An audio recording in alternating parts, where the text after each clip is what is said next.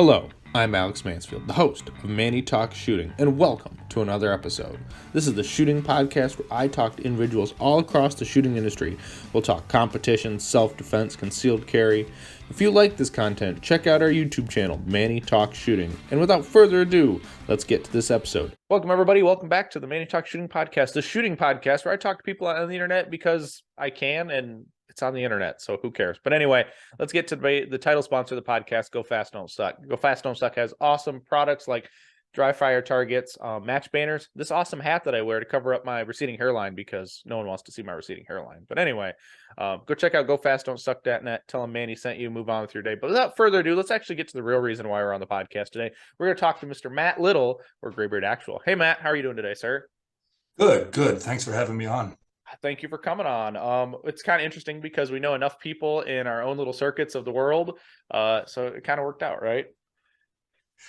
Yeah, we're definitely, what's the Kevin Bacon game? We're definitely like one step removed. Yes, exactly.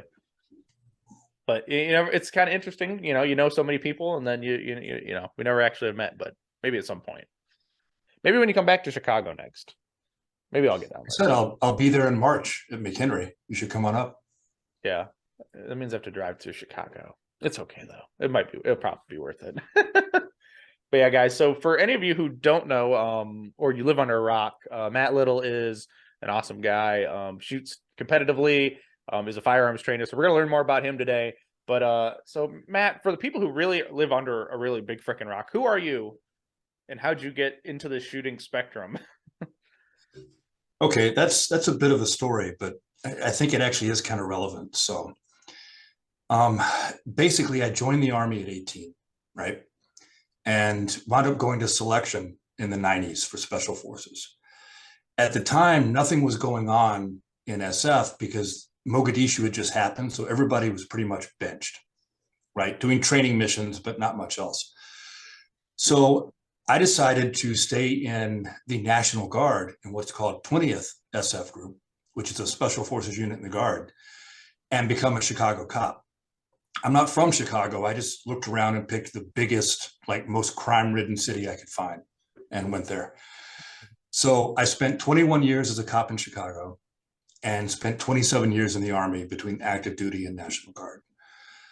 9/11 happened, and after that, we were bouncing back and forth. I basically got to do half each of two careers, and it counted as two full ones with pensions, which was nice. Mm-hmm. But I would bounce back and forth between SF and the police department. Wrapped up my career on CPD as the training coordinator for Chicago SWAT. What I also did was just a couple of years before I retired, I finally started listening to some people that have been telling me this for a long time. Frank Proctor was in 20th Group, and he told me for years I should compete, and I hadn't done it. And there was an old school GM who was on Chicago SWAT who told me the same thing. And after being stubborn for a few years, I realized that these were the only two guys I shot with in either job that could outshoot me. So obviously they knew something I didn't, so I figured I should go ahead and do it. Mm-hmm. And then before we went live, we were talking about less pepperoni, less Martoni, right? Mm-hmm. So I decided to shoot USPSA, and me being me, I decided to do this in the off season in Illinois when it's too cold to shoot outside matches. So I looked around online and I found the McHenry-IPSC Shooting Society, MISS, up at Alpha Range in McHenry. Mm-hmm. And I called up and got Les on the phone. And he told me to go ahead and come on out. We knew some people in common, right? So I came on out to the match and proceeded, I went there with a bit of kind of almost arrogance, right? I knew I wasn't as good as the guys that were really good at the sport, but I figured based on how well I shot in my jobs that I would at least hold my own and do pretty well. So I showed up to this indoor match with 20 shooters. And out of those 20, there's 5 GMs and 7 Ms. And one of the GMs is Michael Guinera, who's, second place limited nationals. There's Les, who's now an IDPA champion, was already a top 20 at nationals. There's Max Klatt, who we talked about, who's a really good GM. Mm-hmm. So I show up thinking I'm going to at least do pretty well. And I proceeded to get my lunch money taken. Like they curb stomped me. It was bad, mm-hmm. right? So I could have done one of two things. I could have done what a lot of cops and soldiers do when that happens, is I could have written it off as a game and not the real world, and just kind of shored up my ego and went back to work and pretend like it never happened. But I realized that there was something these guys had when it came to skill and ability that I wanted. So I just had to swallow my pride and put on my big boy pants and keep going and try to figure it out. Right. So that's kind of the genesis of all of this, is that this is kind of where everything came together for my training company, for me, right? Is that I know people that have done more in the military than me. I know people that have done as much in law enforcement as me. And I certainly know a lot of people that have done more in the competitive world than me, right? Mm-hmm. But I don't really know a lot of people that have done all three the same way. And it gave me kind of insight into things that I think can help people, people carrying concealed, civilians or cops in law enforcement, but how to train and how to get better. And that's kind of the long and short of it. That's how I came to be where I'm at now. That's actually really impressive. I mean, you have a pretty extensive resume, and yeah, you miss, I think, is the breeding ground for so many GMs. It's ridiculous, like how many GMs have rolled through there and still shoot there on a regular basis. Like even Donovan's not a GM in the system yet, but Donovan shoots lights out too, and he's out of Alpha. And God, performance shooting is ridiculous, it seems like, but I think it's a nice aspect, instead of being super tactically driven or tactical classes, but if you push the performance side of things, it really changes the atmosphere of training and like classes in general. But well, and I think too that so tactics matter, right? Mm-hmm. I mean, fighting matters. It is a gunfight. But the bottom line is, if you don't have a very high level of skill with your firearm, you're not going to be able to do the tactics right. If you can't hit what you need to hit rapidly, reliably, and repeatably under stress, all the tactical acumen in the world isn't going to help you. Mm-hmm. And I've seen people overcome bad tactical decisions with good shooting. I've yet to see anybody overcome bad shooting with good tactics. Yeah, I could agree with that. I mean, I'm not that adverse in that kind of topic or in that field, but I would agree that is a very wise statement. You can outshoot the problem, but you can't put yourself in a bad spot with tactics and get away with bad shooting too. But yeah, so within your you said 21 years in the Chicago PD, right? Yeah. You've probably seen a whole lot of crap. Yeah, you could definitely say that. Yeah. And it just seems like it's that or New York, right? Like those are probably the two busiest places to get a lot of experience in a big city. Nothing. Yeah, it's definitely a different, and it's just a very high op tempo, right? Mm-hmm. The tempo of the operational environment there is really high. You see a lot of things, you do a lot of things, mm-hmm. especially if you're an active cop. Yeah. And you were saying you're the Chicago SWAT training coordinator for a while. How many people were on the SWAT, if you can share that? I don't know if you could. Yeah, we have, or at the time, we had 68 operational, not counting support personnel. Mm-hmm. And that included the commander and everybody else, but people that actually went on jobs and did the job, there were 68 of us, which for the city that size is actually a really low number. Mm-hmm. Yeah, I would have thought that at least been like 200 people, but I'm assuming that was like what you have training days throughout the month, I'm assuming, or. Well, we were a full-time team, mm-hmm. So you did a lot of training and you worked a lot of overtime because you got called out a lot. I mean, mm-hmm. it was nothing to work an 80-hour week. It was pretty common. Yeah, I could see that. That's always the fun of it, right? You live for I don't guess you don't live for the overtime, because then it's more money in your pocket, but you kind of like to have a life. Yeah. I enjoyed doing it when I did it. Mm-hmm. That kind of pace, to try to sustain that for, an entire lifetime, it can get to be a bit much. Mm-hmm. Yeah, I could see that for sure. But when you got started into, trying to compete with these people at Miss, you were shooting production at the time, I'm assuming? Yeah, I was shooting clocks. Same thing I shot at work. Yeah. Were you shooting them in 9 mil at least, or were you shooting 40 cal at matches too? No, nine. Yeah. Yeah, we had 9 at work also. Oh, okay. And I was shooting a 34 after a while. I bought a couple 34s, and those were my match guns. But they were basically the same as my work guns, just a little bit longer. Yeah. Yeah. And then you used to go shoot what? Battle of the Bluegrass all the time, and some other you actually went to major matches too, didn't you? I did. I haven't been to a major in a couple of years because of my hips. Yeah. I just had them replaced. It got to where I couldn't really move well enough to score well enough, But now that that's over with, I will be a senior in USPSA in April. So I'm planning on coming back with a vengeance to the majors. Well, there you go. But at least you'll be the most fit senior, right? You're gonna be the youngest senior, yet the fittest senior, because a lot of the seniors are not that active. True, but then you get guys like I'm blanking on names tonight. What is going on with me? Top Shot, American Warrior Society, Mike Seeklander. Yep. He's still really fit. He's had both hips done also. Yeah, that's true. He is really fit. What do they call it? The silverback gorilla or something? I don't know. That's something. And Todd Jarrett may not look fit, but that guy can move. He's a beast. Oh yeah, Todd is definitely a beast. He is definitely a beast. People count him out all the time, but then when he goes to matches and he's like smoking everybody, it's just like you can't. He's so unassuming, right? Like he's like this quiet, unassuming guy with a Southern accent. He's real nice. And like I said, I mean, he doesn't look out of shape. He doesn't look like he's a workout stud either. And then he'll go up to shoot a match, and it's just like somebody gave him a shot of adrenaline, and he just takes off. Yeah, it's probably that Southern grandpa look he's got going on. It's making him so unassuming. But he can shoot, man. He is something else. Oh yeah, and he shoots staccatos now too, doesn't he? Yeah, he does. Yeah, well, he was wasn't he? He was probably still with STI when they were STI.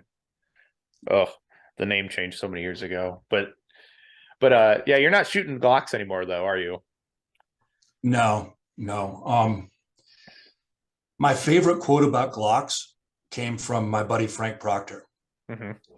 He looked at me one time and he said, you can absolutely shoot a Glock at a very high level. You can win championships with that gun. You can run a marathon in hiking boots too, but why would you want to? They're fine guns, and it's just, I just like the 2011s. I like the way the trigger feels. I like the way it fits in my hand. I like the fact that it's kind of like a work of art, whereas a Glock is a very well-engineered gun, but it doesn't give you the same pride of ownership as like a nice gunsmithed 2011. Right. It doesn't give you the fizz of like, I like the, you don't want to hold your 2011s and be like, ooh, you get to rack them a million times and feel how smooth they are. And then your Glock is just a rattly, like, rattle can. Yeah. I mean, they work well. It's not bad, Yeah, they're great. It's kind of like, I feel like, are you a Game of Thrones fan at all? Oh, yeah. So like a 2011 is like a Valyrian steel sword, right? It's like the magic sword. You know what I mean? Like it gives you that kind of feeling when you hold it in your hand and you look at it, especially once it's tricked out kind of nice, Yeah. Now that question's, do you have a fake Valyrian steel sword in your house? No, I do have some real swords. You have both, some samurai swords, European and Japanese, but no fake Valyrian steel. No. Oh, I didn't know. Now I can.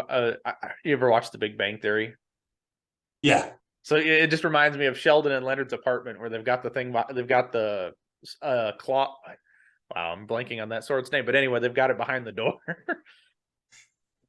But yeah, your thing is samurai swords, right? Like you're actually like train with those too. I used to, yeah. I trained under a guy from Japan. I mean, actually, like lived in Japan. And he would come to the States several times a year, and we'd go to Japan once a year to train with him. And he's one of the few guys left doing like the real classic old school stuff, like what they did back in the Middle Ages. And it was a neat experience. I don't spend any training time on it anymore, but I learned a lot about how to train and how to look at one-on-one conflict from doing that. Mm-hmm. What got you into, what got started that whole thing of training with, the Japanese swords? So I started doing martial arts at 8. We lived in Japan briefly when I was a kid. My dad was stationed there in the Marine Corps. He was a fighter pilot.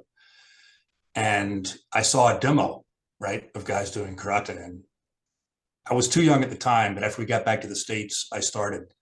And I competed pretty heavy when I was a teenager. At the time, there was no UFC, there was no MMA. Mm-hmm. So like I did judo, I did karate, and like I competed in like the no pads tournaments as a teenager. Mm-hmm. And it was like the roughest thing I could find back then. I'm sure if it was today, I'd be doing, Muay Thai and BJJ and be in the octagon. Yeah. And then that eventually just training with swords. That's kind of cool, to be honest, because I don't think I know anyone who's actually trained with like a samurai sword. It's kind of that's yeah, it was an interesting thing, right? I got into that kind of. I was doing jiu-jitsu and aikido and judo and all these different arts. mm-hmm. And one of my teachers in one of those was a personal student of Kuroda Sensei, the guy from Japan. Mm-hmm. So he got me the intro and I got accepted. And like I said, it was mainly like, we saw him like 5 times a year at the most, right? Between then we were training on our own, but it was still a really valuable experience. And he was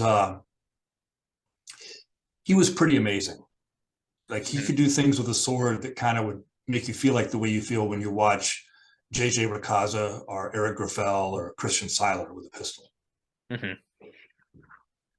Yeah, that kind of feeling to watch those guys shoot is probably, and just think about the guy with this, wielding a blade like that is impressive, and you're just like, you're awestruck about like how I could never do this. I mean, to some level maybe, but it's never one of those like I could be as good as him, because I could never be as good as Christian Seiler. I'm nowhere as good as Eric Graffel. I mean, there is a talent component, right? Yeah. I mean, I think the good news is if you train smart and you train hard, yeah, like you and I will never be Eric Graffel, but we can be good enough that the average person would not be able to distinguish between us and them. Mm-hmm. Even though they'd be beating us by, a substantial percentage at a match. I'm not saying that, but just to the uninitiated, it would look the same. Mm-hmm. Yeah, absolutely. But those guys are awesome. But anyway, I guess I can divert to my next little topic. But you've come from this long line in the tactical world, shooting competition as well. Who's some of your biggest mentors in the tactical side, or the shooting instructor industry? Who have you gleaned off the most? So I'm gonna have to like make this into different categories, right? Because there's pure shooting, mm-hmm. and then there's tactics. And I don't think that you necessarily need any fighting experience of any kind to teach good shooting. I mean, it's a physical skill that if you work on it, you get good at it, right? Mm-hmm. So the biggest influences on my shooting technically have been like, Ben, of course, I've been to his class a bunch of times. Vogel, Tim Herron, those guys, right? Mm-hmm. The business side of things, running an instructor business, Scott Jedlinski, huge help to me. Just out of the kindness of his heart, like gave me all kinds of tips and clues on how to get this off the ground and get it running, mm-hmm. right? And on the tactics side of things, a bunch of people that your listeners will probably have never heard of that I served with, mm-hmm. but also like Mike Pannone, who everybody knows. I first met Mike in Iraq in 2004, and I've known him since. And he's been a big influence on me there. Mm-hmm. Frank Proctor is both, because I served with him in 20th Group, never in the same team, never in the same company, but he was one of the instructors at the SOT D. So I would see him when we would go there for SFAUC and pick his brain on things. And I've stayed friends with him since, and I'll still reach out to him and talk to him. Mm-hmm. Yeah, that's some echelon of shooting right there. Like, I kind of wish more people. I wish it's kind of weird. Like, we live in this weird space of tactical. I left out JJ. Well, I mean, well, we do call him Ray Ray Jacuzzi sometimes, but it's okay. But yeah, no, JJ's phenomenal too. But I kind of wish the tactical side of the house and the competition side of the house would mingle more like this and actually like learn a couple different things. But it always seems like they're always butting heads. It's much better than it used to be. Much. I think even And within the as a last few result, years, it got better. yeah. And as a result, the tactical side of the house is getting a lot better at shooting, which is Mhm. nice to see. Yeah. Do you still get people who would come to class who are very against performance shooting, or well, I guess they wouldn't even come to one of your classes if they were like, oh, I know so much about shooting kind of person, You'd be surprised. They come to your class to tell you how to do it, right? Some people come to people's classes, I'm convinced, to showboat and to prove how good they are, not to actually learn. Mm-hmm. But then they're not that good either, right? No, they're not. But that is relatively rare. For the most part, people are very open-minded about it. And I think that has improved a lot. Where I see a lot of that still, that whole competition will get you killed stuff, is honestly on the internet. It's one of the reasons why I steer clear of all the arguments. Mm-hmm. Is people have to shore up their ego by claiming that something else has no value instead of just thinking about it critically and taking the value from it they can. Mm-hmm. Yeah. And some people just don't want to think critically on that kind of stuff and learn, like, hey, if you can manipulate your firearm very, very well, you're going to do just fine in a gunfight. I mean, there's probably a million examples of where a bill drill is, acceptable into somebody. I almost hate to say it, but I'm going to go ahead and say it anyway. I've actually done that. So, and it did work out well. Mm-hmm. Well, you did what you got to do, right? You gotta go home at the end of the day and you got to do your job, and performance counts, right? Yeah. And I think the thing that people really underestimate about competition from the tactical side, right? Because what you have now is you have a lot of people that are you don't have as many people as we used to that are just anti-competition, right? Mm-hmm. But what you have now is a lot of people that are kind of like I was before I started competing, where I thought there was value in training like a competitor, but I didn't really have an interest in doing the competition itself because I felt it was too different. Mm-hmm. And I was totally wrong, by the way. It is different, but it helps you develop a lot of attributes you need to be a good gunfighter. So I think everybody should do it if they carry a gun for a living or carry a gun concealed as a civilian, right? Mm-hmm. But what I'm getting at is kind of performance under stress. You see all kinds of guys in the tactical world yelling and screaming at their students, or making them do push-ups or burpees or kettlebell swings and then shooting, and all these other things that are designed as mechanisms for inducing stress. And none of them, some of them have value for other reasons.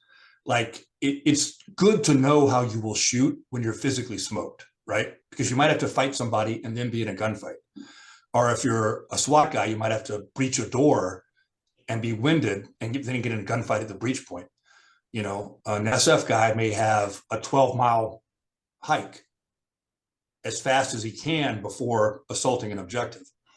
So they have value in that sense, but they don't really give you the psychological stress of a gunfight. They really don't.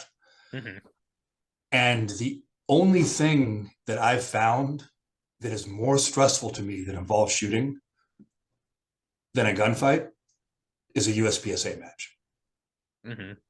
And I would think that it might just be the way I'm wired, except everybody I know who's done both, Frank Proctor, Mike Pannone, some other people I know, they all say the same thing too. So I don't think it's just me, right? Mm-hmm. And I think people really underestimate the value of learning not to make mistakes under that time pressure and psychological stress, because that's going to carry over to the real thing. Oh yeah, that the stress inoculation of that timer it definitely is kryptonite to a lot of people, and it's especially when you're competing against top level competitors. It's not you're at your club match where you've got amazing talent to shoot against each and every weekend.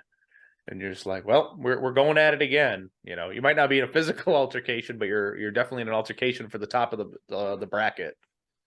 Yeah, and they both have their own, right? Because like a major will stress you out because there's more on the line, but then the local will stress you out because it's hard to come back from a mistake, right? Yeah. There's fewer stages. So yeah, no, I think it's invaluable for that. I really do. Mm-hmm. Yeah, and it's a good excuse to go out and like and shoot all weekend, right? Because you can, like, where you live, you can go shoot a match every weekend, every day. It's just too many. Like, what you got? There's Temple, APSE, Caps, Alpha Mike, River City. There's so many matches. Banderas, yeah, there's a million of them. Yeah. Yeah, and then it's too many to actually count. It's always funny when I talk to my best friend Brian. I'm like, "Where are you going today?" And he rattles off wherever he's headed, and it's like, Jesus Christ, do you ever spend a weekend at home? No. Yeah, it's now, how many matches do you try to get to in a month, or do you try to be reasonable? So it kind of depends on my schedule and what I have going on. But because a lot of weekends I wind up teaching, Mhm. I try not to skip any of the ones within an easy drive for me. Mhm. You know, unless I have to skip them because of my schedule. So I try to hit caps. I try to hit both Austin matches and Temple, definitely. So Mhm. that's USPSA right there. And then I'm now that you can shoot from appendix, and since they allow single action only and carry optics, I'm shooting IDPA. So I try to make at least one of those a month and at least a steel challenge match a month. No, okay. You know, schedule depending. Yeah. Well, now you can shoot what factory ported and compensated guns in IDPA too, so you can shoot your XCs in IDPA. Even better, right? Now it's just going to be all these compensated guns now, but it's I still hadn't cool. even seen that. Yeah, that's I wasn't new. aware of Like, that. that's like new within the last month, I want to think. I missed that somehow. Must have been Uh, because of the holidays. Maybe. Oh, I just found that I'm out going the to be other day. shooting my XCs then. Yeah, exactly, right? But yeah. But that'll be pretty cool. But yeah, now on average, how many weekends are you teaching a year? So when we set up the schedule for the year, and my wife does all the scheduling, you ever seen that old reality show, The Osbournes? Yes. Yeah, that's pretty much, I am the Ozzy of the shooting world, and she's my Sharon. So I just ask her where I'm supposed to go, and she tells me. But we try to set up one open enrollment class a month throughout the year, and then like an LE or a mill class every month as well. And that's always how the schedule starts out.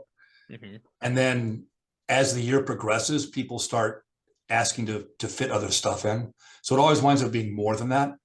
But this is a retirement job for me. I'm not trying to have a schedule like Scott's, or some Nobody of the does. guys. Yeah. Beverly must either love Scott or hate Scott for how much he's on the road. There's probably a little bit of both there, right? Mm-hmm. Go get me my money, Scott. Oh no, Beverly's a saint though. Oh, she is. And Scott's a good dude. Yeah. So that's nice. You'd be able to fit all your you fit your classes in. I'm assuming you travel all across the country. Most of the time, it's not just in Texas currently. Yeah. Yeah. And actually we've got 3 open enrollment in Texas this year, Mm-hmm. but that's because one is a force on force class for civilians. So I want to make sure they go through my shooting class before that. Mm-hmm. So we've got those 2 in one location, and then I'm doing a concealed, like not concealed carry as in the licensing, but like a shooting from concealment class Mm-hmm. in Temple in the fall. Oh, nice. So you have a good relationship with Temple then?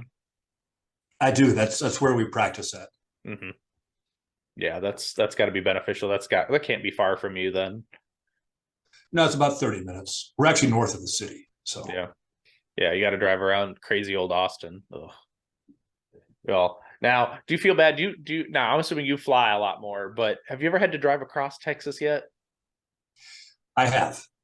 I had a class in El Paso for TTPOA, Mm-hmm. and it was a hike. It was a bit of a drive. Now, looking back, would you have flown if you had the option? Probably not. It wasn't a bad drive. And I used to fly to a lot more of the classes, Hmm. but now I try to drive to anything that is just not prohibitively far away.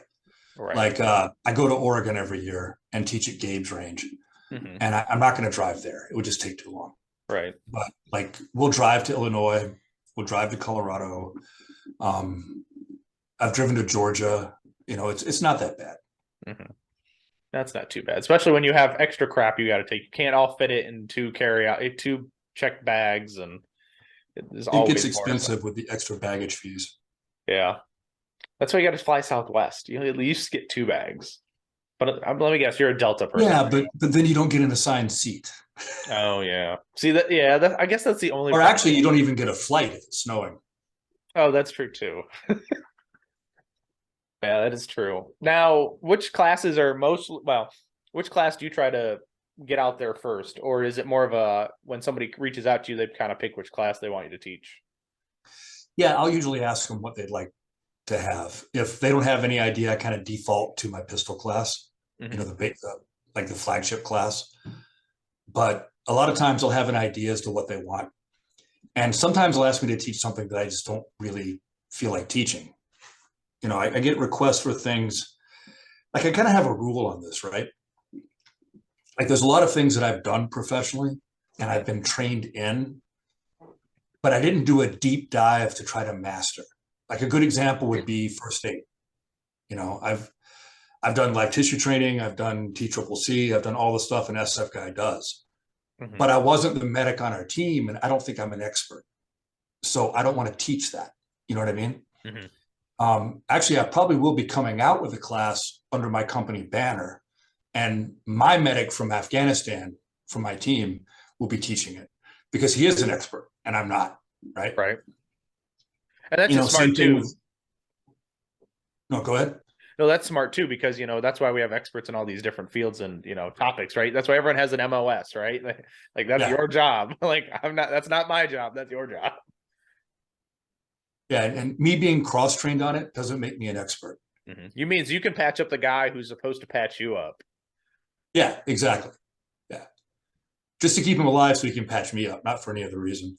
Right. I mean, yeah, you got to get him home so you can get home. I mean, but that's how it goes, right? Like usually what most companies are squadrons. I don't know. I don't know enough military jargon of platoon. I don't know. Anyway, they've got more than one medic, hopefully. Yeah, we were ODAs, so an A team, right? Yeah. 12 guys. Yeah. And we had 2 medics on the team. Mm-hmm. That's a better percentage than I thought. So okay. Well, we're a bit different than like an infantry platoon too, though. Mm-hmm. It's a bit of a different environment. Yeah, that's for sure. Now, I bet you've got a lot of different stories and memories that you can't even share about, but that's okay though. But that's why it's special forces, right? You don't talk about it anymore. Well, you kind of do. But anyway, like I guess how I can ask this is, have you had to deal with any mental health issues being in the military? So I kind of have a theory on this, right? Mm-hmm. Like everybody pays a cost to do what you do. I mean, it's just you do pay a price. But like true PTSD, like the kind you're thinking about, I think happens either to people that weren't mentally prepared for the event before it happened, or people that compromise their ideals. Now, I'm not going to say that I was unaffected. I mean, there's survivor's guilt. There's, yeah, it affects everybody, but that doesn't mean you're impaired, if I can make sense. No, that does make sense. Yeah. That's why I like, they actually have like 2 different schools of thought on it now. There's PTSD, and then some people are using the acronym PTS. So it's not a disorder. It's just what happens after stress. So I think we all have that to some degree, the people that did what I did, but it doesn't mean that you're suffering from a debilitating disorder. It just means that you saw things that you're going to think about from time to time for the rest of your life. Right. And how that affects everyone is a little different, right? Some people are, just, crippled, or, well, I wouldn't say crippled, but it affects them more than others, right? But it's also good to get help too, right? Oh yeah, absolutely. There's no reason to keep it all to yourself. I mean, that's why the VA has programs for stuff like that, and they can actually get veterans help for what they need. And one of the nice things in the last like 5 years, right, Mm-hmm. is some really well-respected people in the special operations community have come out about their PTSD and what they did, and they've kind of destigmatized it. Whereas before it was something that nobody would admit to. And now people are kind of understanding that, it's an injury. You're not mentally ill, you're injured. Mm-hmm. It's just an emotional injury as opposed to a physical one. Right. 100%. Yeah. And that's good that they have come out, and it makes it easier for other people to embrace their issues. Yeah. And to seek help. Yeah. Seek help instead of being alone. And I mean, I bet nobody ever wants to really go to therapy, but I mean, therapy's there for a reason, right? Just like normal people don't like to go talk about their problems to other people. Unless they're on the Maury Povich show, right? You are not the father. What? Oh God, that was a show. But anyway, that makes it a little light. But anyway, I don't know. But that's cool. You get to go around and do a bunch of things. Like you said, you get to go teach at Gabe's range every year. Now that's a guy all about performance. Oh yeah, he's such a good guy. Mm-hmm. And my old partner from CPD is also a shooter. Mm-hmm. Really good dude. Looks like Ving Rhames on more steroids. Guy's name is Vince Jameson. But I love his description of Gabe. He says Gabe is the king of F around and find out. Yes. Because you would never know. Like, oh, what's this little skinny guy? Mm-hmm. And then yeah. He also kind of reminds me of like the very scary like tech gun guy. Like if Napoleon Dynamite was a gun guy, that's kind of how I imagine Gabe a little bit too. Not that weird, but just the quirkiness, right? Yeah, he's such a smart dude. Mm-hmm. I love Gabe. He's a really good dude. He's definitely, he's marching to his own beat, but I like that.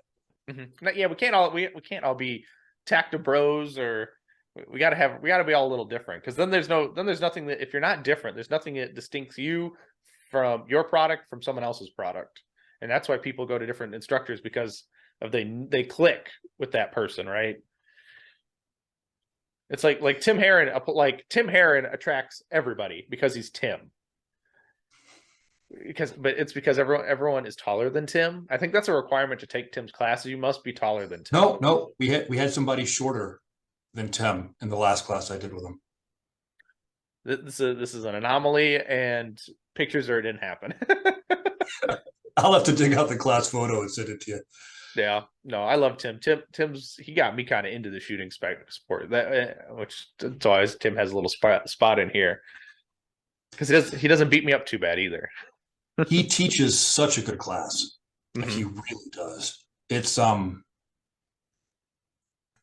way I describe it to people that have never trained with Tim is that it's like Ben's class, but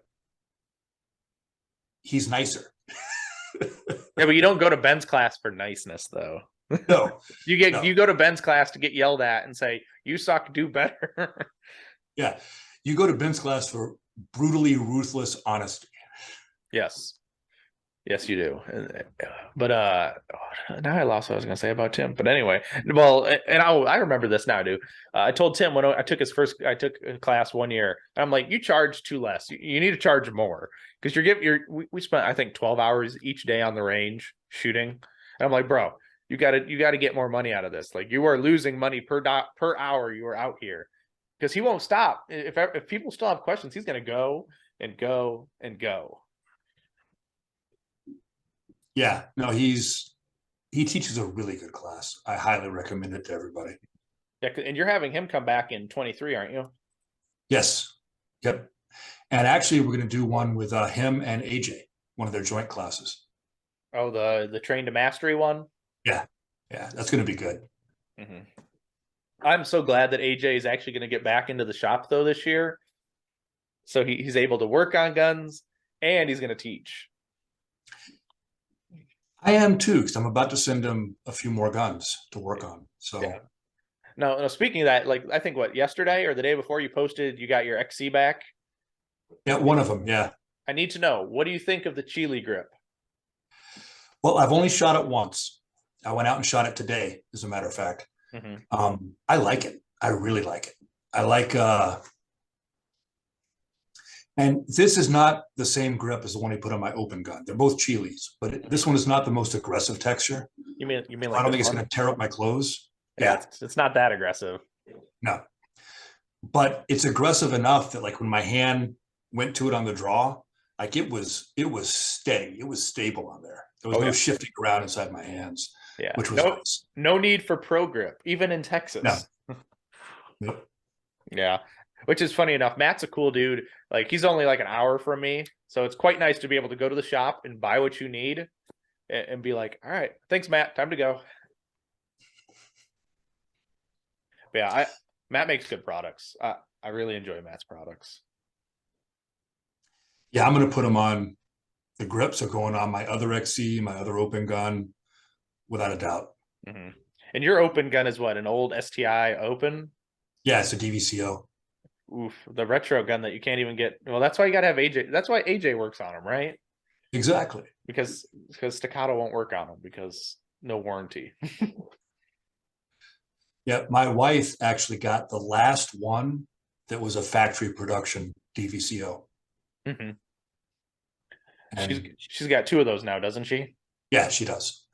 Her backup one and both of my open guns, though, were I literally went to the shop and grabbed all the parts I could find and we put them together. Like hers was actually in production. These were like just parts laying around. Mm-hmm. Yeah, that's pretty cool though. To have just be able to say she has the last production gun. That's pretty damn cool. Does she like shooting open, or is she just like shooting because you like to go shooting? No, she loves shooting open. And she was a shooter before I met her. We actually met in somebody else's training class. Oh, okay. It's pretty nice. That is pretty cool, and especially since you shoot together, right? And she's able to go to the range with you and not be mad at you by the time you're done. Well, I tend to be a bit obsessive. Mm-hmm. So there are times where I still annoy her because we'll be done with a practice session, but I'm not happy about something. So I'll be out there just, knee deep in brass trying to unfuck myself. And she'll be like, all right, I'm gonna go sit in the car. Just come get me when you're done. But no, she's a great training partner. I love practicing with her. Yeah. So you don't have to drive separately, at least. At least she's gonna wait in the car for because half-hour walk home is not a half-hour drive is not a fun walk home, right? With all your gear. Yeah. No, that's cool. And honestly, I wish I had like a training partner that, didn't have to make enormous plans to go to the range with. You just pretty much like, here, grab your bag. It's time to go, right? Yeah, pretty much. Or it's already packed. It's in the car. Just jump in. Now, now you drove down to Texas from Chicago, correct? Like when you moved? Yeah. Now, how is that packing up your whole house into, whatever, in the back of the truck or in like some U-Haul, I'm assuming? It was a U-Haul. Yeah. Yeah. Did you feel like you didn't have enough space to move everything still? No, it wasn't bad. And the way we did it was we packed everything up, but then we hired movers to load up the truck. Right. Then we drove the truck and hired movers to unload it. And that way it was a lot less painful that way. And it wasn't as much money as hiring somebody to actually do the entire move. Mm-hmm. Yeah, that's smart. It definitely makes it easier on your back, especially if you don't have to load the whole. You don't have to load the truck. You just have to load all the boxes. You just put all the things in the boxes. Now, I'm assuming you left the gun safe behind and had to get a new one, or did you unbolt it from the floor? No, we took it. We took the gun safe. It was in the basement too, so I don't think the movers enjoyed that part very much. No, I couldn't imagine that either. That would just suck. And it was probably a big motherfucker too. Not so much. I'm not really a collector. Hmm. The only gun I own that isn't just one that I shoot all the time is my dad's 1911 because it was my Hmm. dad's, right? Right. But everything else I own gets shot on a regular basis. Yeah, because you don't own any random oddball guns other than that. I'm assuming your dad's 1911s and 45 because Yeah. they didn't make a 46, right? Well, I mean, he is of that era, you Right. know. Yeah. It seems what in the last 10 years the 9 mil 1911 became popular, and then the 2011 came. Well, the double stack 1911 became super popular. Well, I think a lot of it has to do with just ammunition improvement, right? Well, Like that now, a good 9 millimeter duty round now ballistically is not much different than a good 45. So Mhm. why not have more bullets that cost less? Yep, that is true. Always have more bullets. That's always the answer. More bullets, like Scott says, more bullets, more better. Yep. Yeah. But yeah, you shot PCC as well. That was you still do that on occasion, don't you? Pretty regularly, actually. They're not like up in Illinois, they never wanted you to shoot two guns in a match, but down here, nobody minds. So most locals, I'll shoot both. Yeah, you just don't stack yourself on top of each other, right? You got to give yourself time to prep. No, I don't shoot them back to back. Yeah, I can only see where that's beneficial, like in Steel Challenge. You're already at the line, so might as well just have both. Yeah, it's steel challenge, obviously, but no, for USPSA, no. What we usually do is, you know, one of the guns will just be in the rotation like everybody else, and then we'll throw one to the end of the squad in every stage. Hmm. Yeah, that makes sense. Thanks for stopping, everybody, in the middle of this awesome conversation with Mr. Matt Little of Graybeard Actual. But I've got to pay the bills to the partners, the sponsors, the lovers of this podcast. And that's the businesses, guys. So don't forget, title sponsor of the podcast, Go Fast, Don't Suck. Awesome company. Bill's a great dude. He loves the shooting sports, promotes matches, ports the podcast. He's out there doing everything he can, match directing and all that. Don't forget Hunters HD Gold. Brian's one of the hardest working guys in our sport, always at matches, going to different major matches because he can, traveling in the Magical Mystery Tour, supporting us with kind of gold, awesome lenses, and just awesome things in the van you got to check out when you see him at a major match. Don't forget, run over to dominatedefense.com. Use the code MannyTalks10 for 10% off your order at dominatedefense.com. Get a Mach 1 speed belt combo because it's the best in the business. I say it. Everyone says it. It's fantastic. It'll last you 4 to 5 times longer than any double alpha premium belt. I promise it. I guarantee. Don't forget DivTech shop. DivTech over there, Nathan Dively's company. Awesome 3D printed magnets. I think they're better and cleaner than a double alpha magnet. Super strong, super reliable. You need one on your belt. Get them in any color under the rainbow because that's what's provided. Use the code Manny Talks Shooting for 10% off your entire order there. Don't forget it. Go check them out, divtechshop.com. Don't forget my friends over Tony and Jackie at the Pew Time Podcast and Laugh and Load is their company, their apparel company. So go check out, they get their official Manny Talk Shooting t-shirts, the one and only shirt. I mean, it's fantastic. It's awesome. Check it out. AFT agent shirts, Supreme Division open shirt because only shoot open. It's the only division you need to be shooting. Just going to say it right here now. So go check it out.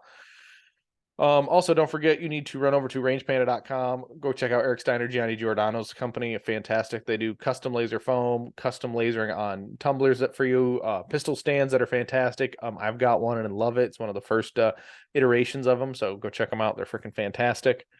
Shooters, they make things for shooters, by shooters, for shooters. So hey, it's all great. Go check them out. Don't forget run over to Targets USA because they manufacture the finest steel targetry on the planet. I say it. Steve Anderson says it. I love the target stands. I love the Rhino knockdowns and their plates. They're awesome. They can set them up to knock them down onto a 2x4 or just to be static, dangling in the wind. So they're freaking great for practice, great for your matches if you want to use them. Don't forget, run over to timheronshooting.com. Go check out Tim. He got me on the competitive pistol map, and I can't thank him enough. So go check out timheronshooting.com. He's fantastic, and he's treaching all over, and go get on his calendar because it's selling up quick, and I know that for sure. We also can't forget Chile Custom Gunworks, guys. They've got the L2 E2 grips. You need them on your Staccatos, your Prodigies, your next open gun, limited gun build. Have your builder use Chile Custom Gunworks parts. 90% is they already probably are, so that's freaking fantastic. Great grips, great optic mounts, great mag wells, great triggers. I mean, they match great with EGW components. So hey, it's awesome. Go check out Chile Custom Gunworks. It's not in their website, ccgunworks.com. I'm a ding dong. Anyway, ccgunworks.com if you need to really go over there and get some stuff. But last but not least, we have a new partner on the podcast. He has joined the family of partners, or partners of family. Yeah, it's the family of partners for the Manny Talks Shooting podcast. That is John at Outdoor Dynamics. John manufactures awesome remanufactured ammunition for your shooting competition needs. 9mm, 40 caliber. We've got specific PCC loads that is designed to work in a Da Vinci in the Da Vinci gun. So go check him out. He's got 40 cal tuned for MPA guns. He's got the 9 Major that he wants to be running right now. And it's designed to run in multiple plethores of guns. It makes power factor in a Bull SAS2 Ultimate Racer all the way to an MPA, comp, open gun, full ports, all the compensator, the big popple holes. It runs it. And it should make power factor. You're gonna have to check in your own gun. That's the asterisk there, guys. You got to check in your own gun before you go to a match. But anyway, I want to thank John for joining the partners of the podcast. I greatly appreciate him. He's supporting my match, the Chile Custom Gunworks Michigan sectional as well. So I can't thank him enough for that too. But yeah, now he's on table. So you'll be hearing more about him each and every week on the podcast during the commercial break. But anyway, let's get back to this awesome conversation with Mr. Matt Little. Yeah. So when you shoot Steel Challenge, are you shooting your actual open gun, or are you shooting like an XC? I've been shooting my open gun with minor ammo, spicy minor, so it runs the gun. Yeah, where it's not full blown major, but it's not powder puff 125 grain, 125 power factor. Yeah. I guess I should ask these questions because I did have listeners submit questions for this. So, you should know all of these people who sent these in, but I guess that one was answered though. But anyway, so Clat wants to know. I'm gonna throw Clat under the bus because he actually put it in here. So the biggest lovable troll at Alpha, because he's the keyboard warrior, but he backs it up. I love Max for this, but it's fun. Why did you never listen to Michael or Clat when they used to give you advice? I did. They just didn't think I did. Oh. Yeah. Well, I talk to Max probably every other week, and we're talking about training in 2011s because I'm new to him, and it's he's just like, don't be stupid, just shoot the damn gun. And as a matter of fact, I still reach out to Max with reloading questions, and I was asking him about the steel grips before I decided to do it. So no, I listen to Max's advice, just not every bit of his advice. Yeah. He was telling me, I think he's got an open gun that is I think it's near 70 ounces. And I think that's just absurdly, ridiculously heavy. I don't know. Have you weighed yours before? I haven't actually. Now with the steel grips, I mean, before they were just the stock weight, but now with the steel grips, I'd like to check it out and see. Yeah, this thing's 3 pounds. It's it's going from a Glock, right? Super light gun. You just throw the thing around, and then just you got this boat anchor. I will say that I have a relatively fast draw, but I have yet to be able to draw a 2011 as fast as I could a Glock. I'm a 10th slower with a 2011 just because of the weight of it, I think. Yeah, because it's not the manual safety. It seems like the manual safety always comes off pretty fast. Yeah, that's easy. Yeah, it's just how you draw. Now, do you try scoop drawing with a 2011, or do you have to do the snatch still?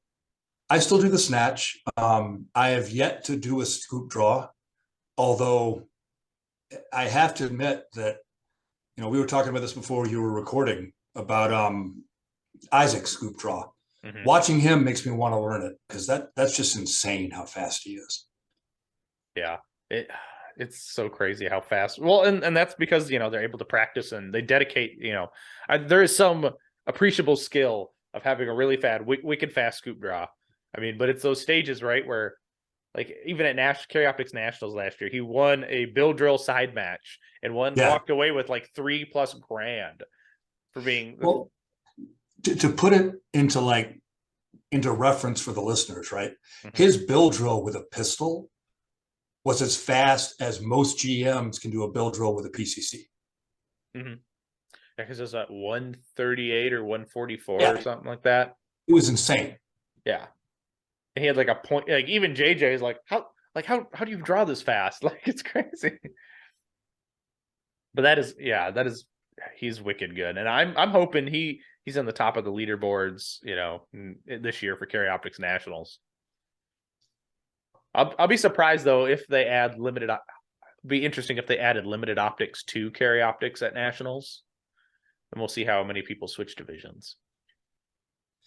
I still think they should just lump them together into Carry Optics, personally. But I agree with you on this because, but like in the pre-show, we talked a trigger set doesn't matter. Like defining it by a trigger, type of trigger or action doesn't matter at this point with all the aftermarket support for all these guns. Yeah, it's really kind of, it made sense when they came up with the rule set. I'm not so sure it makes sense really anymore. Right. Well, if you think about it, most people own either a Staccato or a Prodigy or what now the Oracle is coming out with their gun, or Grasan. Very affordable minded options for people who want to be into the 2011 space. Honestly, if they just figure out if other guns get magwells or if those 2011s don't get magwells, they just got to figure out what they want to do. Yeah, pretty much. And I mean, Nils won limited nationals with a minor power factor Canic. Like a $600 gun. Yeah. The 2011 is not. I love mine. I love them. Like we were talking about. It's my Valyrian steel sword, right? Like it's one of my prized possessions. But you can learn to shoot, a Glock or a Canic or an M&P or, a SIG just as well. Oh yeah, 100%. 100%. And a lot of people shoot Glocks, and a lot of people shoot. Not a lot of people shoot MMPs. I only know 3 people who shoot MMPs competitively, but one of them is insane. Hunter Constantine out of Arizona. He just shreds with that thing, yeah, I just think make it better for the sport. I feel we don't need another division because then it just waters down competition, and then people still seek trophies from places, but. My personal opinion, I guess, is you get rid of limited 10 because that's just silly nowadays. No one needs limited 10. No one's going to shoot limited 10.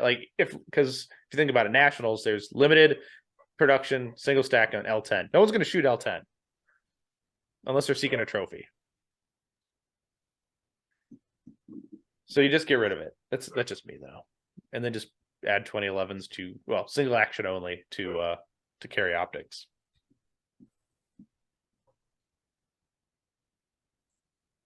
But yeah, that's just my opinion. But no one pays for my opinion because it's free, I guess. Nor do they ask me questions like that. I'm kind of with you on it. So, I mean, it just makes things easier, and then we're including more people. I don't necessarily think more tactical I'd hope more tactical minded people would come shoot, but the guy who has a Staccato who says they won't compete because they're not allowed to compete in Carry Optics, I still don't think those people are going to come show up. But I mean, at least then they could without bitching about that their gun is not competitive.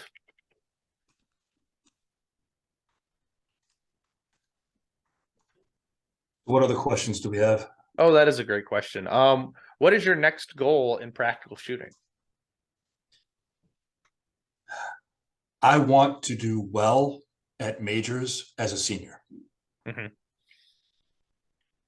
Are you going to be able to? Are you able to go shoot Well, you're actually shooting Dragons Cup. I saw that for sure, right? Yep, doing Dragons Cup. I won't be able to shoot as many majors as I would like because of my schedule, but I'll be able to get them in. So as we were talking, you're going to Dragons. Anything else on the schedule currently, or you still got to figure out what fits in the training schedule? I'm going to do the Texas State IDPA in May. I'm going to go to nationals for PCC for USPSA. I've got some others that I'm tentatively planning, but I got to wait and see how it shakes out. But I'm hoping to get at least 2, maybe 3 more majors in for the year. I'm hoping. Yeah. Yeah, it's always nice to get a few more than one, but not like there's some people who are like, I'm shooting 14 majors this year. I wish I had your pocketbook or your vacation, either or, right? Yeah. I mean, and you know, the big names, it's like they kind of do majors like we do locals. Hmm. But yeah, I'm not there yet. Yeah, well, and it's like even like who was I talking to? I don't know for exactly, but like one of Max's buddy, Steve Galka. Have you met Steve, haven't you? Yeah. Yeah, I know Yeah. Steve. Like Steve, they're like every freaking other weekend. Oh, we're going over here to go shoot a major. Oh, next weekend we're over here. I'm like, I wish I had that kind of free time. I really do. Yeah. So, but I don't know. Have you met Matt Chua? Yeah. Yeah, I Okay. have. So Matt wants to know what's the best beer after a range day, though. The best beer? Yeah. Whiskey. Whiskey. Okay. Whiskey. Now, what's now we got? I guess now we got to go down this path. Top 5 of your favorite whiskeys. So I have to admit that I'm not that educated about them, right? Mm-hmm. It's kind of like cigars. I love cigars, but I buy cigars and whiskeys based on the artwork on the label, which is not the way to do it. That's what I Right. do. Right. But you know, I like all the big names in bourbon, of course, but I'm kind of partial to like I like Horse Soldier. Um, I like Bullet. I like Angel's Envy. There's a there's a Texas honey liquor that I had at a friend's house that I've been trying to find. I found other stuff by the same maker, but I didn't find that. And it's a honey infused bourbon, but it's not overly sweet. It's still got the zing of a bourbon, but it's got like a little bit of sweetness, like an undertaste, Mm-hmm. and it's really good. Yeah. Now I could imagine being. I guess I could be one of those guys too. Just buy how the label looks, and then be horribly disappointed on some of what is left. Now, if something's really nasty, do you finish it or do you save it or do you just dump it? Oh no, dump it. Okay. All right. Okay. We're not just like even though you could have paid like $50 for a bot. It's crazy though if you think about it. Some bourbons go like ridiculous on the secondary market.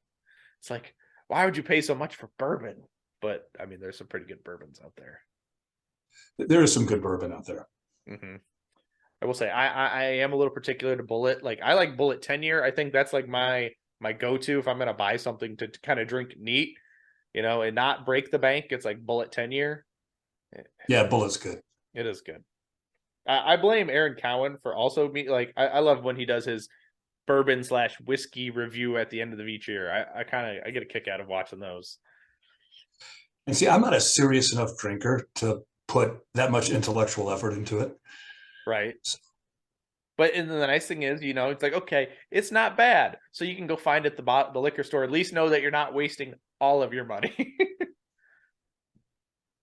I mean, it's just like Fisher. Fisher was like always about big like stogies too. It's like, all right, so give me your list, and then you're buying at least good cigars because somebody else says that they're not bad.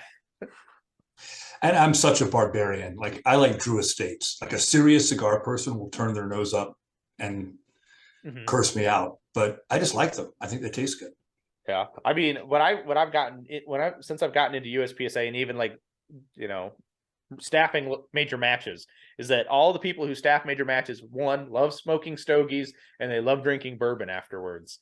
So which is really interesting because you sit at the staff parking lot, like the staff hotel in the parking lot, in like a circle of like lawn chairs, just sitting there smoking stogies and drinking bourbon. It's like, I'm surprised we haven't gotten thrown out of our own hotel. It's like, but hey, they don't care. Long as you don't make a mess, they don't give a shit really. Yeah. And long as Don't the make cops too don't much show. noise. Don't leave too much garbage. Yeah. But that's always fun. And then like even like I had to get a portable humidor, like a huffador, like it's like essentially like a Tupperware container, but it's all black like a Pelican case. Yeah. Just because they're like, you just buy this, you'll be fine. You might not have as many sticks in it, but you'll be fine for the whole match. Okay. You know they make Pelican cases for cigars, right? Mm-hmm. Yeah, now I do. But God, Pelican is so smart. They make so many different cases for so many things and sizes. It's ridiculous. Like, just how many case options do you need? And they just like, well, we'll make another one. We're gonna change it by a ½ inch or by the material just a little bit. We're gonna make a new SKU number.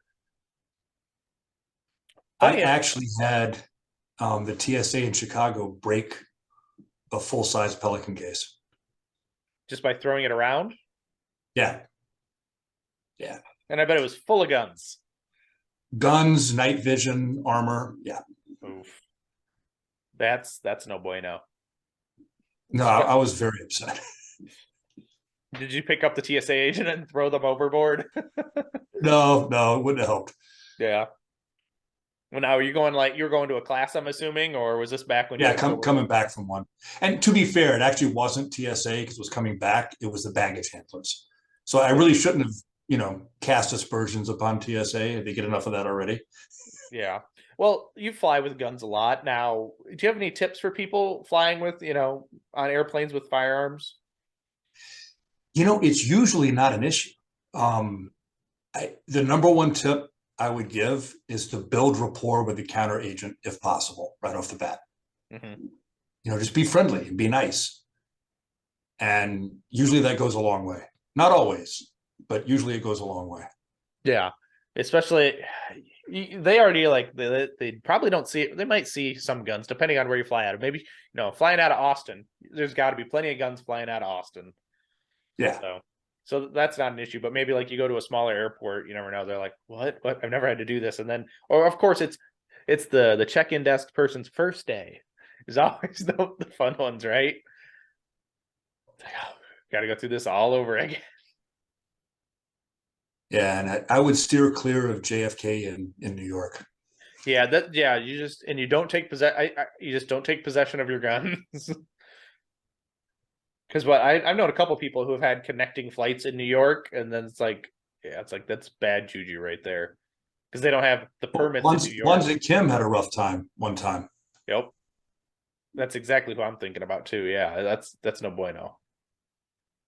Yeah, What was it? Steve I Anderson. escaped any real drama because I've got the retired badge, so I escaped any real drama. But it was bad enough that I was getting pretty upset. Yeah. Yeah, and those baggage handlers, they don't give a shit, especially when they're not even supposed to put like guns and things like that on the carousel either. They're supposed to go to the special office where you pick them up, but yeah, not always.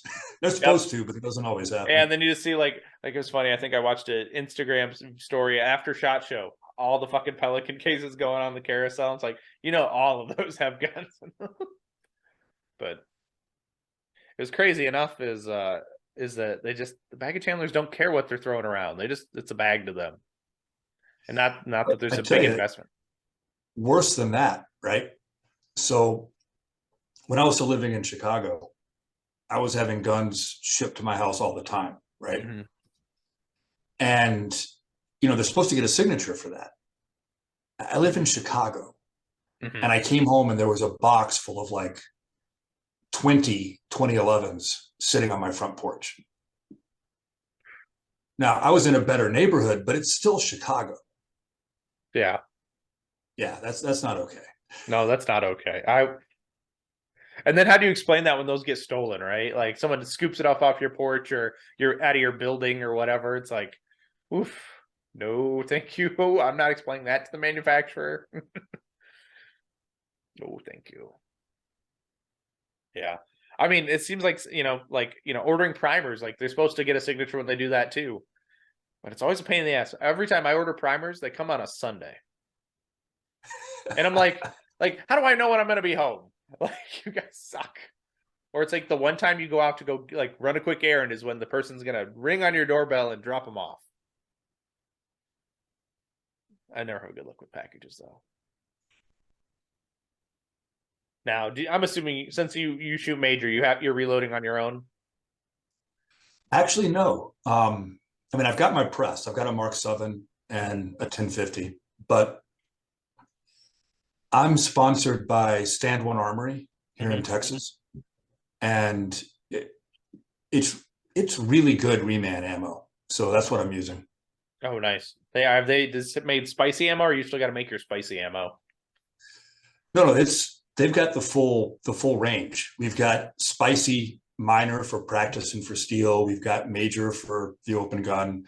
They're even working on a new load just for the PCC. Oh, that's cool. I didn't know they made major ammo. That's kind of cool. That's actually, it's kind of nice now that people are actually, manufacturers are actually looking into the major ammo. because that's, Black Dot makes it, Everglades, now Stand One and Outdoor Dynamics are making, major ammo that you can use in your gun. So you don't necessarily have to reload anymore. It's kind of cool. Yeah, I mean, I still, like I said, I've still got the press and I've got a bunch of components. So I'm probably going to load up a bunch this year just to give me more rounds to shoot. Mm-hmm. But match stuff, I just shoot theirs because I didn't load it. So I know it's going to work right. Mm-hmm. Yeah, exactly. At that point, you're like, yes, I don't have to worry about it. Yeah. Talking about Max Klatt, Max can tell you how many times I've called him up and I've been like, what am I doing wrong? Why is the press not running? Oh yeah, because it's all automated. And is it because you don't know what you're doing? You bleepity bleep bleeper. No, I like Max. God, okay. He told me no, he wouldn't do one of these. It made me sad. But it's okay because he thinks he's an asshole. But he's the good kind of asshole that we all need, and he knows it. It's like your uncle, the uncle who shows up to the party that you don't necessarily want there, but it's good that they're there, right? I like Max though. Yeah. I enjoy watching Max shoot too. Max is. Oh Max yeah, he even though he calls himself a paper GM, he still can fucking tread like nobody's business. Even though when he's not a paper. Yeah, he's not a paper GM. He likes saying it. It's not true. Yeah, I remember watching him shoot. What was it? We shot Area 5. I was working Area 5, and he was shooting. He's like, he was on the next bay over, and he's like, he had a really bad stage. He's like, why the fuck do I do this shit? He had a mental breakdown, but you could hear him across the range. It was like, it was laughing, not at his, more with him at his expense, but it was funny. No, and he's a good dude. He needs to give himself more credit. But when he shoots single stack, it's quite interesting because I tell him just throw those guns in the trash. It's like you're a big guy. You need open gun, not a little skinny gun. But that's always fun. Let's see what we got. We got a couple more questions I think I can throw at you. I guess I can go to this one. What I steal this from Jedi because it's a great question. What is something people could either start doing or stop doing to get better? They can start planning their training like an athlete does, instead of training just randomly. Like actually, like make a plan out. Like look at your next major match. Look at where you want to be at the end of the year. Pick a date and some goals. And structure your training and template it like an athlete would. Yeah, I could see that. Yeah, that's definitely beneficial for a lot of people because doing the random stuff or the stuff you're really good at doesn't really help progress you either. It's always try to do the work on the stuff that you're not good at. Yeah. But I'm not good at a lot of things, so I just gotta work on it all. No, I'm with you there. Now, to be critical of yourself, what's the biggest thing you need to feel like you need to work on coming into 2023? I'm gonna give you two. Okay. Because one has been what I've struggled with for a long time, and it's getting better, but it still creeps up. And that's excess tension, right? Part of that is because of my personality type. Part of that is because that's the way I was taught to shoot when I was younger.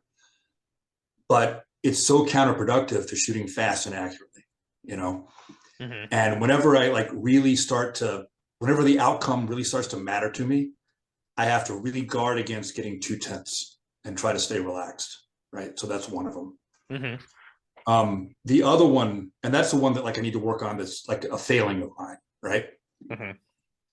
The other one I'll cut myself some slack on because it's medical, right? But the 3 hip replacements in 2 years and the several years of bad motor patterns from the hips being bad before that really impaired my movement. I think I compensated pretty well, but I still have a lot of work to do to be as explosive and smooth in my movement as I want to be. So that's the other thing I really need to work on for the year. Gotcha. Both good things, right? because tension is like a lot of people's enemy too. Like they just get too tense. Like I don't know how many times I catch myself like being too tense in my firing hand, right? Like Yeah. that is so hard to break. Or even now, I'm trying to be like, I'm conscious of being like, well, I need to put pressure down on the thumb safety, but I also don't want to be squeezing too hard with these fingers because then it just slows down the trigger finger. And it's been an interesting learning process. Yeah, it shows in my transitions. When I get too tense, Mm-hmm. I start overdriving the gun a little bit and having to correct, Mm-hmm. which affects your time and your score. Right. Or and then you're just sending errant makeup shots too, because you'll send one either you'll oversteer and then you're sending it into the Charlie and then you throw two alphas and then you're just losing a bunch of time. Yeah. Yeah. So what's one thing you're hoping to see, to grow the business this year?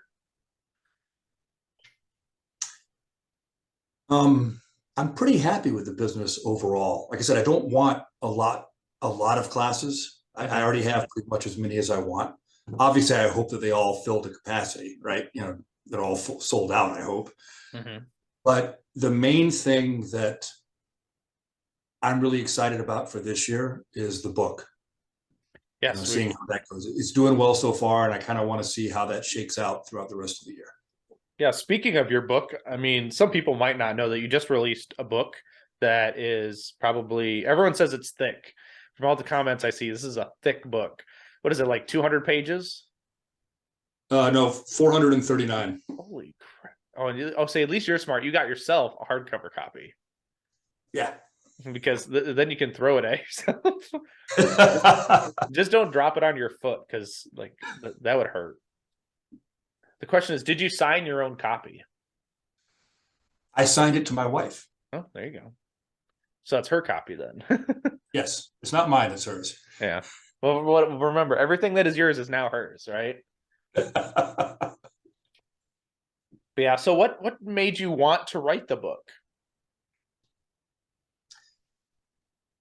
The same thing that made me want to start the company, right? Mm-hmm. Is I remember, and it's not as bad now as it was then, but I remember starting out on this journey and not really knowing the things I needed to know. Mm-hmm. And in two ways, like not knowing the things yet, but also not even knowing what I needed to learn in a lot of ways, And that's kind of what it's meant to be. It's meant to be kind of like, hey, you need to go study this. You need to work on this. Here's some ways to make yourself better at this, right? And it's not just shooting. I mean, the bulk of the book, a large portion of the book is shooting stuff. Mm-hmm. But I also talk about fitness, mindset, leadership, tactics, even a bit of philosophy, right? It's all in there. Mm-hmm. So if you're gonna describe the demographic of your book, who is the target audience? The primary target audience is, people that want to kind of master that craft and not just shooting, but kind of being self-reliant, being able to fight, being in good shape, being healthy, being good at shooting, being good at tactics, being aware of your environment, right? All of those things, whether it's people that do it for a living, like military or law enforcement, or just somebody that does it like it's a martial art and they want to be good at it, right? To protect themselves, to protect the family, but also to kind of, I'm a big believer that kind of pursuit really does polish who you are. There's a reason why people talk about martial arts in terms of character development, right? Mm-hmm. Because it's a pursuit where it's very high stakes and you have to work really hard to be good at it. So it really does make it a very good vehicle for improving yourself. And this is no different. I mean, the only difference between action shooting and other martial arts is that action shooting is a modern thing. Mm-hmm. Other martial arts started, back in the Middle Ages or even before that. That's the only real difference. It's still a martial art. Yeah, it is. And there's a lot of people who dedicate their whole lives to being better at competitive shooting. It's like, you look at like JJ and Max Michel, they're at the top for a reason because they are super healthy. They're super fit. They work out every day. They pay trainers to tell them what to do and how to do it. and then they go shred on the weekends. But Yep. they put a lot of effort into it. Yeah, it's definitely their martial art. It's their craft. And they're like I probably besides them and Nils, they're like the only ones really getting and Eric Graffel really getting paid to be shooters. Yeah. Tell you, I think Christian Seiler is going to be the next Eric Graffel. I think he'll be on top of the sport for a really long time. That kid is good. Is he going to learn how to speak French though? Yeah, I hope not. Because America. Yeah, that's true. Did you know that Eric after SHOT Shows actually was teaching a couple of classes? Did you hear about that? Yeah, Les was in it. Oh, that's right. Yeah, freaking Les. Now that we brought up Les real quick, we got to diverge. Is it ketchup doesn't belong on a hot dog, right? No, you should never put ketchup on a hot dog. Okay, fair enough. I mean, I agree. Chicago dogs for life. Like, it's like you just have to have everything in your pantry at all times. Although I can never find the right color of relish. It's always the hard part. Yeah, it's got to have that like kind of almost decaying look to it to really be like Maxwell Street. Yeah, it's got to be like radioactive looking a little bit. Yeah. I don't know. I don't know. I could go smash some hot dog. Like go to Chicago, get some hot dogs and like smash them. I'd rather eat Chicago dogs over pizza in Chicago. But from what I hear, real Chicago pizza is not that deep dish stuff. It's like the really thin, crispy pizza. Depends on who you ask. I like the deep dish too. Yeah. Now, are you one of those people like me who can only eat one slice and call it a day? Oh no. I'll eat the whole pizza if I let myself. Should you let yourself eat the whole pizza though? Yeah. That's a good answer. Yeah. I think the most I've ever got down is 2 or 3 slices of the pie, and it's like, oh, don't ask me to do anything afterwards though. Now, what's the best? Now, if you're going home to Chicago, where's the best pizza place? It's not a popular answer, but my favorite's always been Connie's on Archer, right outside of Chinatown. Okay. And it's as much for how classy the restaurant is as how good the pizza is. Gotcha. It's not terribly expensive, but it's a nice place to go eat. Right, and that's half the experience too. It's the food and the atmosphere. You got to enjoy it. And it's very Chicago. Like you could imagine walking in there and seeing Capone sitting at a table. Mm-hmm. Fair enough. That is probably true. That makes it even more authentic. Well, just dang it. And if you want a hot dog or a Polish, go to Riccabini's. Mm-hmm. Okay. Now I've got places to go to next time I'm in the Chi-town. Yep. And Riccabini's is also it's not far from Chinatown. It's on the south side. Okay. On 21st Street, I believe. Now I've got places to go. That's exciting. But yeah, we were talking about the book, and then we got diverged because Les and So so you say we were talking? I don't know if we were talking at the pre-show or during this recording. Les comes to your house and shoots on the Shooting USA machine. Yeah. Have you gone to his house and shot on his machine yet? I have not shot on his game. I've been to his house, but I haven't shot on his game there. But every time he comes to my house, like I said, he tries to knock off one of my top scores because he knows it'll bug me until I knock it back off again. Yeah. I was just saying, you got to go to his house and then just make sure his machine doesn't work for a while as payback, right? You're like, you can't play your game for now. No, I want him to try. I just don't want him to be able to. Yeah, that'd be cool if there's a way to link your machines so that you could see be able to see the high scores on each machine. Just make less. Now you just got to make less to figure it out. He's an IT guy. He can do it, right? Yeah, he'll probably watch this, so he'll probably get it figured out. Yeah, he'd be like, "Oh, I know how to do this for 10 years." So last time he was here, he was not able to get a high score.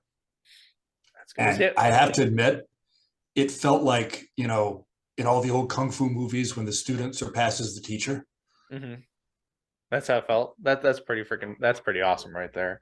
Like, no pepperoni for you, Mr. Les.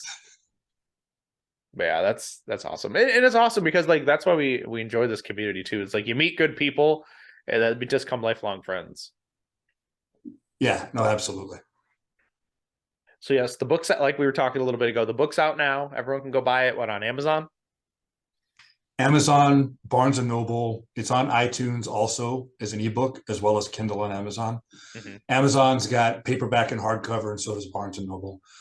And I had a bunch of requests for an audiobook, Now, which for most shooting books wouldn't make much sense. Mm-hmm. But because this one's more kind of a little more philosophical and intellectual, I guess, I think it kind of does.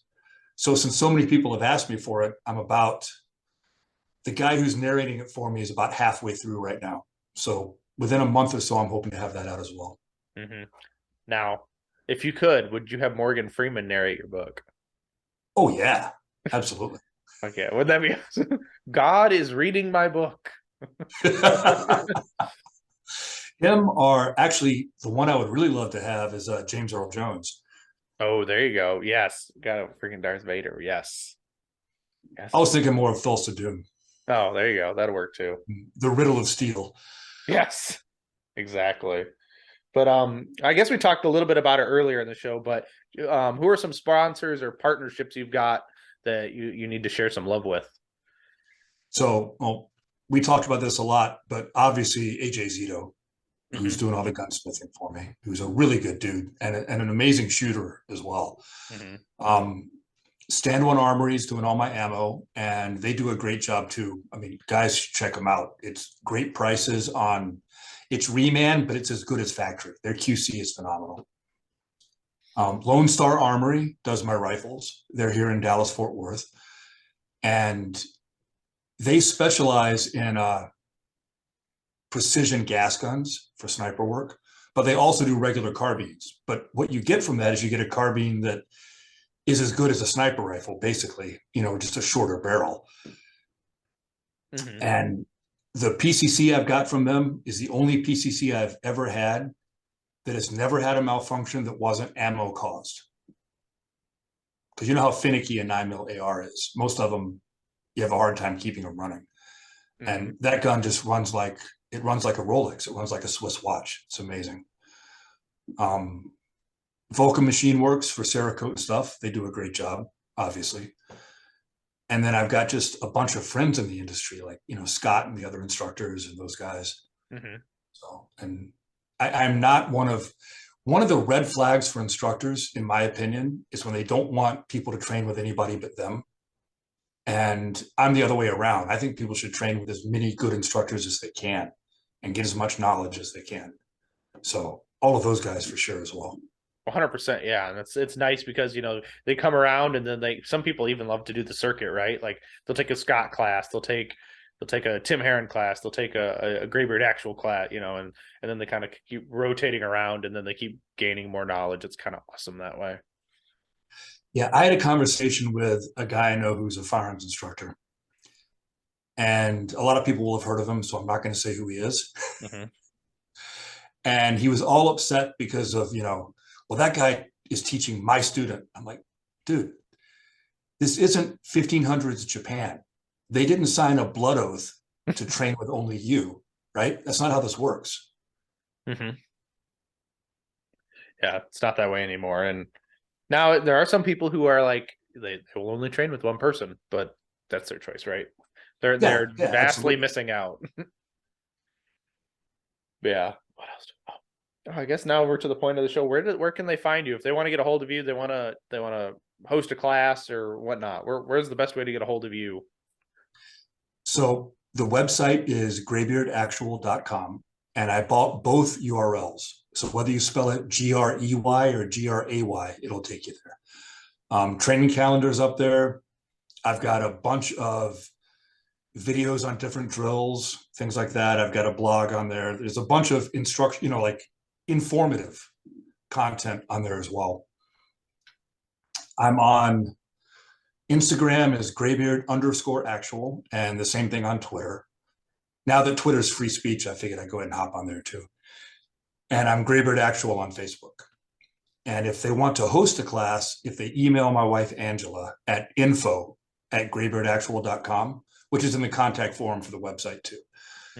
She'll send them an email with all the requirements and coordinate with them, and they can get a free slot for helping us, bring the class to them and fill the class and all that stuff.